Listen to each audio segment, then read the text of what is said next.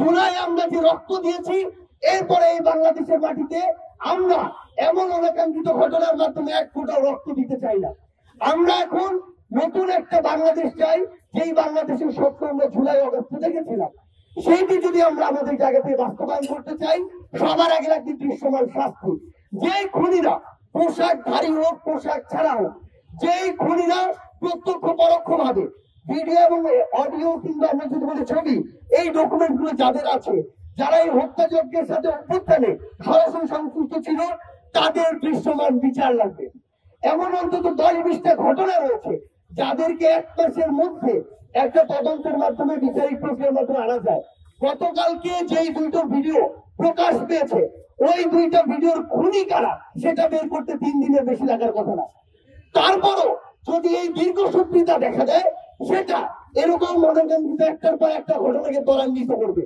এখন সবচেয়ে গুরুত্বপূর্ণ বিষয় হচ্ছে ওই ঘটনাগুলোর বিচার করতে হবে। আজকে যে ঘটনা হচ্ছে এটা বিচার করতে হবে। এই বিচার খালি এই গাল গল্পের মধ্যে সীমাবদ্ধ থাকলে হবে না, এই বিচার দৃশ্যমান হতে হবে।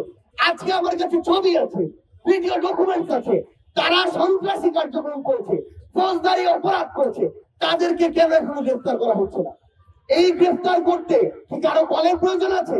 গণভবন থেকে কলের প্রয়োজন আছে? এরকম তো কোনো কিছুর প্রয়োজন নাই।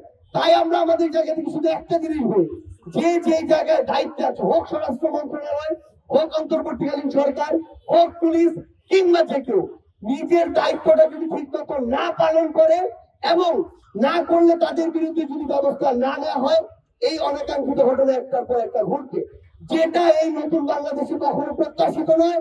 আমরা স্পষ্ট করে শুধু একটা জিনিসই বলি, আগামী অল্প কয়েকদিনের মধ্যে এটা যদি দৃশ্যমান কোনো বিচার না হয়, তাহলে আলটিমেটলি তাদের প্রতি আমাদের যে আস্থার জায়গাটা সেটা নষ্ট হবে। আর সেটা যদি নষ্ট হয়, তাহলে এই সিস্টেমকে কিভাবে নতুন করে ভেঙে তুলে আবার গড়তে হয়, সেটা বৈষম্য বিরোধী ছাত্র আন্দোলন জানে, সেটা জাতীয় নাগরিক কমিটি জানে। ধন্যবাদ।